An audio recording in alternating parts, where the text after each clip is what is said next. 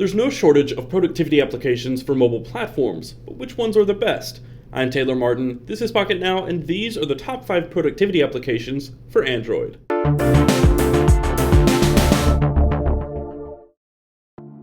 While not every application is beautiful and polished on Android, there are some diamonds in the rough, and some applications which put Android in a league entirely of its own. What better way to showcase that phenomenon than with the top 5 productivity applications for Android? Android has cloud storage apps, document editors, word processors, and PDF viewers. Those are about the same on every platform: Evernote, Dropbox, Copy, Mega, Quick Office, and so on. But unlike iOS or Windows Phone, Android is far more flexible, which allows you to do some very interesting and helpful things. The best example of that is AirDroid. Like many of you, I spend a large portion of my day sitting at a desk behind a computer. While I reach for my phone a lot, there are times I'd rather just use the 27-inch monitor in front of me instead of grabbing my phone. Essentially, that's what AirDroid does. It gives you a preview of your phone status from your desktop or laptop through a web portal. It shows you the available storage, battery percentage, contacts, photos, videos, and other files stored on your Android device. And it makes it rather simple to send or pull files to and from your device without plugging it up or even touching it. Pick a file or URL, drag or paste into a box within the browser tab, and click Send. One of the coolest features, if you have root access on your device, is the ability to capture screenshots from your computer. The AirDroid app and the service are free of charge, but you can upgrade to a premium account, which includes benefits for remote use for $1.99 per month or $19.99 for an entire year. Pushbullet is sort of in the same vein, except rather than controlling your device remotely, it specializes in transferring information between multiple devices, namely your computer and Android device. Download the free app and install the free Chrome or Firefox extension, sign in from both ends, and begin sending information back and forth between your devices. To send a file, link, or note from within the Android application, press the bullet icon in the upper right corner. Select the type of data you want to send, and choose the destination. Press send and the file will appear in a matter of seconds on the destination device, depending upon network speed, of course.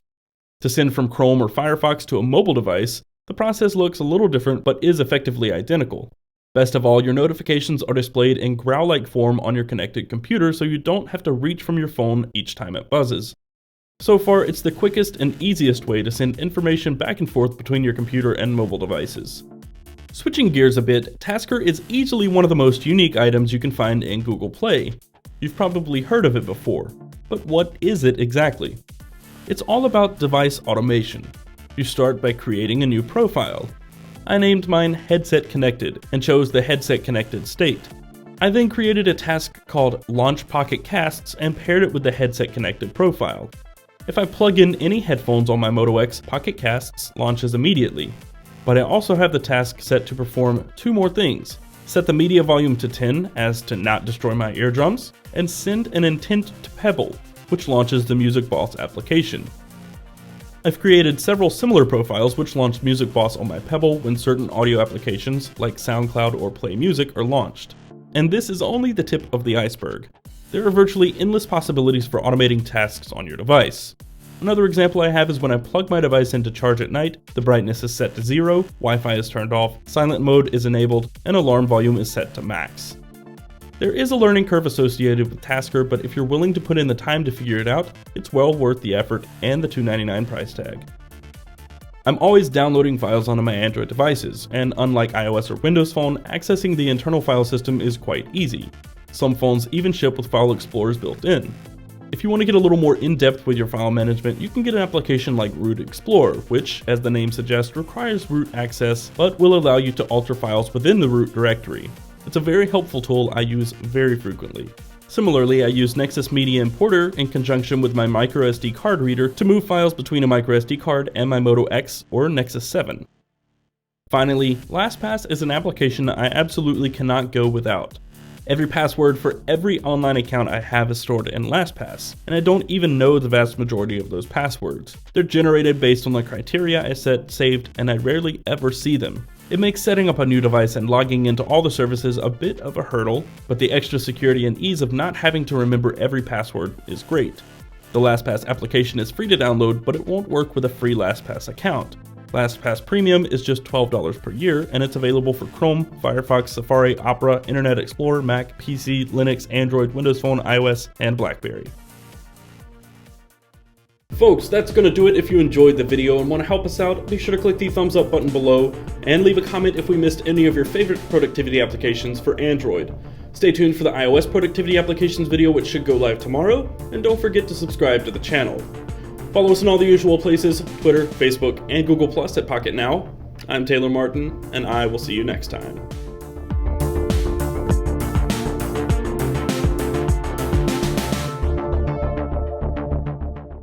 Yesterday, we covered the top productivity applications for Android, but what about iOS?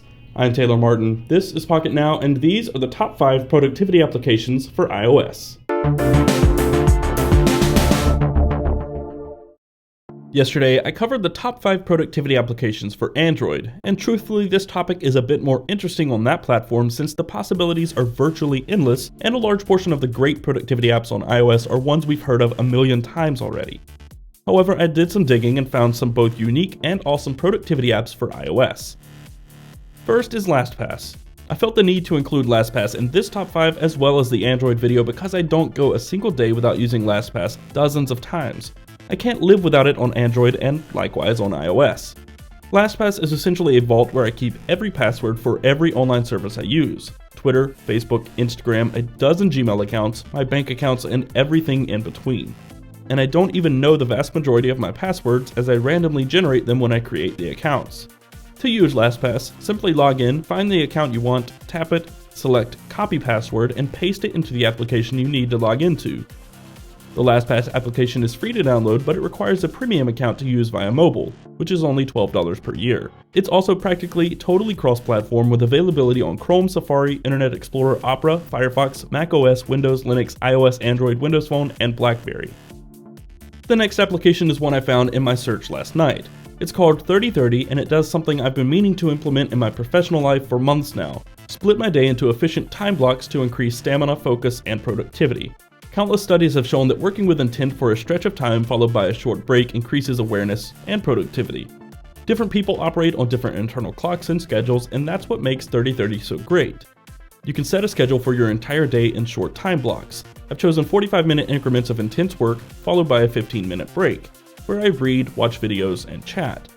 I have the timer set to repeat until I end the loop, but you can also create preset timers, maybe one for your workout, one for studying, and one for work, whatever helps you stay focused the most.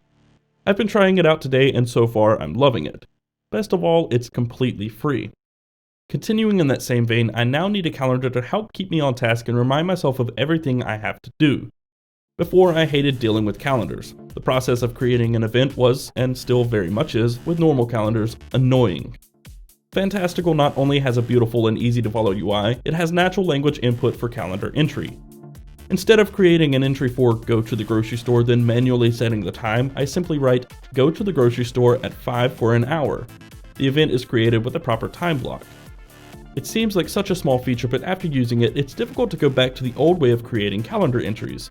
But not only that, it means I can dictate calendar entries within Fantastical with proper time blocks.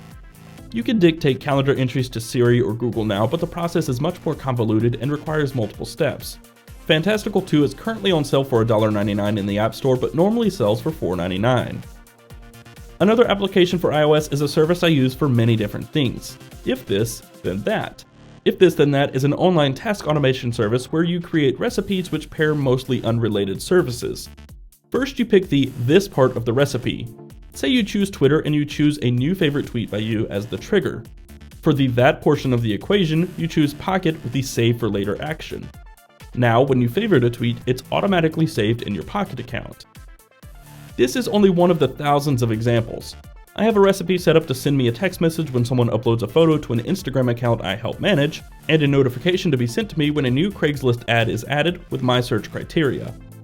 Within the free app, you can browse other people's recipes for ideas, create your own recipes, and see all the successfully triggered actions in your own stream. It's a very helpful tool to have in your belt if you're into an online service lifting some of the load off your shoulders. Finally, Goodreader.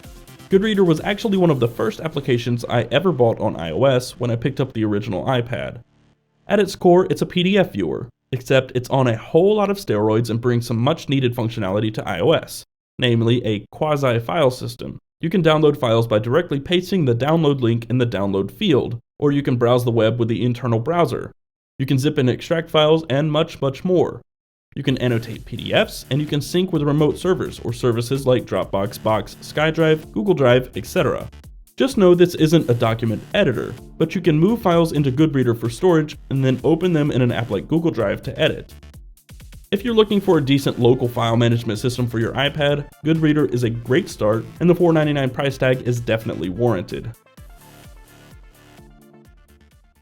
Folks, that's going to do it. If you enjoyed the video and want to help us out, click the thumbs up button below and leave a comment if we forgot one of your favorite productivity apps for iOS. Follow us in all the usual places, Twitter, Facebook, and Google+, and don't forget to subscribe. I'm Taylor Martin. You can find me on Twitter at CasperTech, and I will see you next time.